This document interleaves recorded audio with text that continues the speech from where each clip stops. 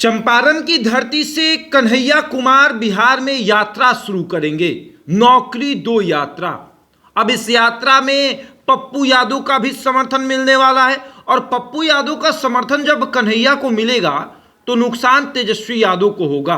कन्हैया कुमार को कांग्रेस ने बिहार में उतार दिया है। कांग्रेस ने कहा कि आप जाइए बिहार संभालिए, बिहार में चुनाव आने वाला है और कन्हैया की एंट्री बिहार में हो चुकी है और तेजस्वी यादव की मुश्किलें अब बढ़ने वाली है। देखिए, कन्हैया कुमार पूरे बिहार में यात्रा करेंगे और जब उनका यात्रा सीमांचल क्षेत्र में जाएगा तो उनके पास सीमांचल के सबसे बड़े नेता पप्पू यादव है और जब सीमांचल में जाएंगे तो सीमांचल क्षेत्र के 30 से 35 विधानसभा सीटों पर डायरेक्ट असर कन्हैया कुमार और पप्पू यादव डालेंगे। ये किसके लिए डालेंगे? ये डालेंगे कांग्रेस के लिए कि कांग्रेस के पाले में, कांग्रेस के समर्थन से ये सीटें कांग्रेस के पास रहे। नुकसान किसको होगा? राजद को होगा। जो राजद ये सपना देख रही है कि 150 प्लस सीटों पर हम चुनाव लड़ेंगे। अब देखिए, राजद कह रही है कि भैया हम 150 प्लस सीटों पर चुनाव लड़ेंगे। मुकेश सहनी कह रहे हैं कि भैया हम 60 सीटों पर चुनाव लड़ेंगे। कांग्रेस कह रही है कि हम 50 प्लस जो है उस पर चुनाव लड़ेंगे, 50 से नीचे नहीं आने वाले हैं। 70 प्लस आएगा, उससे भी नीचे नहीं आएगा। लेकिन तेजस्वी यादव को मुख्यमंत्री बनना है, मैनेज तो तेजस्वी यादव को करना पड़ेगा और कन्हैया कुमार और पप्पू की जो जोड़ी होगी वो तेजस्वी यादव के राजनीतिक दौड़ को धीमी करेगी।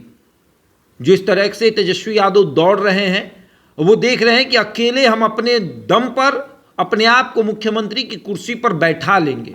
गठबंधन है, गठबंधन में तमाम सहयोगी दल है, लेकिन किसी भी सहयोगी दल को हम भाव नहीं देंगे।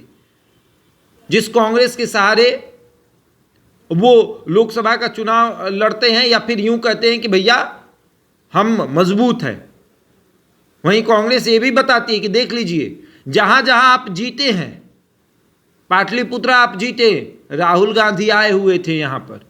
आप बक्सर जीते, राहुल गांधी वहां पर थे। आप बाकी जगहों पर जीते, वहां भी राहुल गांधी आए हुए थे।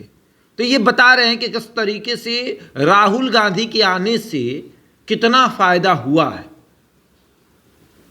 और तमाम तरह की बातें जो है वो हो रही है।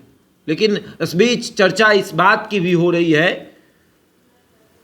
कि कन्हैया कुमार जब बिहार दौरा करेंगे और वो भी नौकरी दो यात्रा, यही यात्रा बेरोजगारी यात्रा जो है वो तेजस्वी यादव कर चुके हैं, युवाओं से बातचीत कर चुके हैं। कुछ दिन पहले युवा का चौपाल भी लगा हुआ था, बहुत सारे युवा आए हुए थे बात करने के लिए। तो अब तेजस्वी यादव के सामने एक और युवा चेहरा आ जाएगा। एक युवा चेहरा तो वो सत्ता दल के पास है ही, चिराग पासवान का। अब दूसरा युवा चेहरा जो है वो इनके पास भी आ रहा है कि चाहिए तेजस्वी के सामने कन्हैया कुमार है। और कांग्रेस इस बात से भी पीछे नहीं हटेगी कि कन्हैया कुमार को विधानसभा चुनाव लड़ा दे और चुनाव लड़ा के कहे कि अगर आप मुख्यमंत्री की कुर्सी पर बैठिएगा तो कन्हैया को हम उप मुख्यमंत्री की कुर्सी पर देखना चाहते हैं।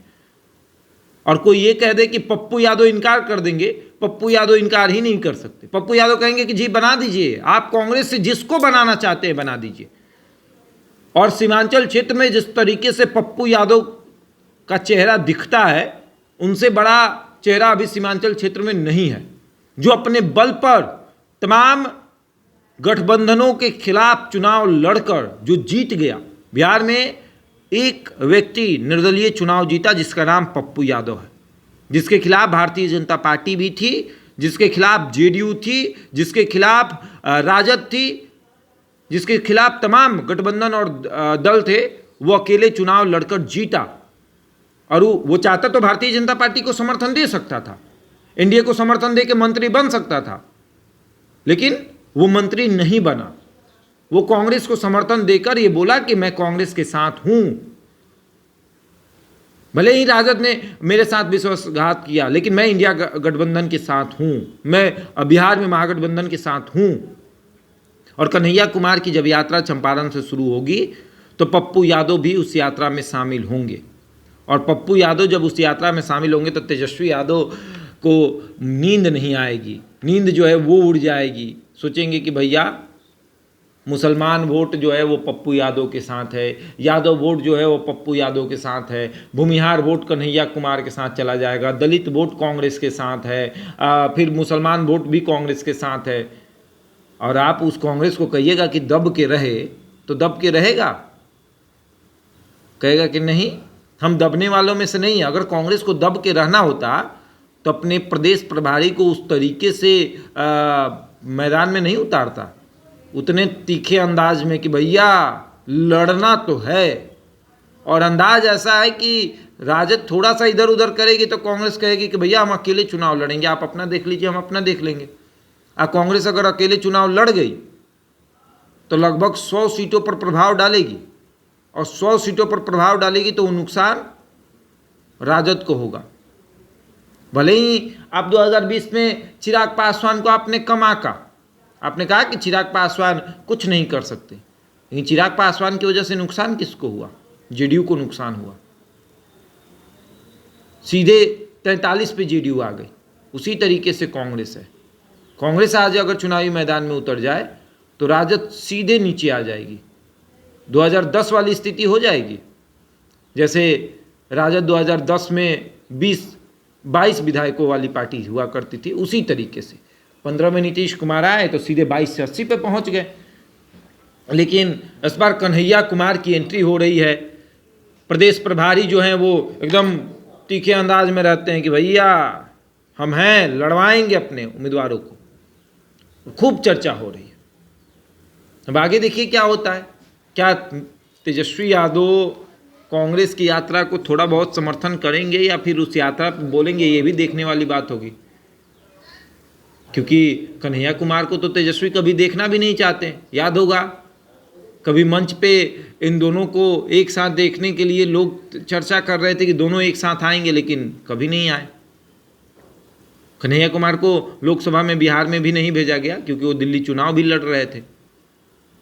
लेकिन इस बार कहा जा रहा है कि कन्हैया बिहार के किसी विधानसभा क्षेत्र से चुनाव लड़ सकते हैं। ये यात्रा इसलिए भी है। और अगर कन्हैया लड़ेंगे तो तेजस्वी यादव के लिए मुख्यमंत्री की कुर्सी कोसों दूर हो जाएगी। अब आगे देखिए क्या होता है। बहरहाल इस खबर में इतना ही। बने रहे हमारे साथ और देखते रहे द इंडिया टॉप।